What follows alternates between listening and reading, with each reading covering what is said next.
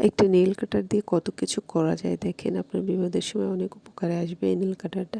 চিকন এই তার দিয়ে অনেক সময় পেঁচানোর প্রয়োজন হয়, তো স্ক্রু প্লাস যদি না থাকে সেক্ষেত্রে আপনি নেল কাটারের এই আংটা দিয়ে কিন্তু আপনি এখানে পেঁচিয়ে নিতে পারেন। আমি কিন্তু পেঁচিয়ে নিচ্ছি দেখুন। এবং নেল কাটারের ভিতরে চিকন একটা আংটার মতো আছে, সেটা দিয়ে আপনারা ছোট্ট ছোট স্ক্রু ড্রাইভার খুলতে পারবেন।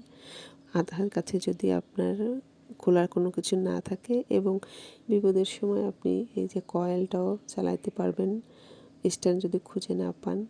নেল কাটায় টেপ পেঁচিয়ে দেখেন কী হয়। আমরা চাড়ি কাটার সময় আমাদের চাড়িগুলো ছিটে ছিটে যায়, তো সেক্ষেত্রে আপনি টেপ পেঁচিয়ে আপনার হাতে পায়ের নখগুলো কাটিং করতে পারেন। এতে আপনার নখ কোথাও ছিটে যাবে না, একসঙ্গেই থাকবে।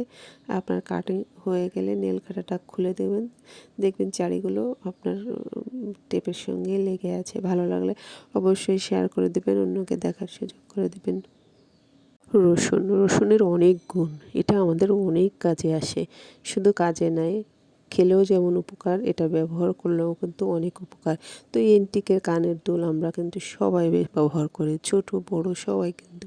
এটা ব্যবহারে কানে অনেক সময় সমস্যা হয়, প্রচণ্ড ব্যথা করে, ঘাড় মতো হয়ে যায়। তো সেক্ষেত্রে ব্যবহারের আগে আপনি এই পদ্ধতিটা অবলম্বন করবেন। রসুনের গায়ে কয়েকবার কানের দুলের আংটাটা এর গায়ে পরিয়ে নেবেন। এতে করে আপনার কানে আর কখনো ঘা বা ব্যথা হবে না। যদি রসুন না থাকে সেক্ষেত্রেও আপনারা আর একটা পদ্ধতি অবলম্বন করতে পারেন, সেটা হচ্ছে সাবান। সাবানটাও কিন্তু অনেক উপকার। এই সাবানের ভিতরেও আপনি কানের দুল দিয়ে এটাও ব্যবহার করবেন, বাচ্চা বড় যে কেউ ব্যবহার করবেন, আপনার কানে কোনো রকম কোনো সমস্যা হবে না।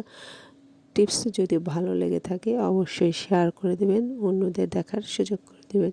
আর যদি নতুন হয়ে থাকেন তাহলে পেজটা ফলো দিয়ে রাখবেন, অবশ্যই কমেন্ট করে জানাবেন।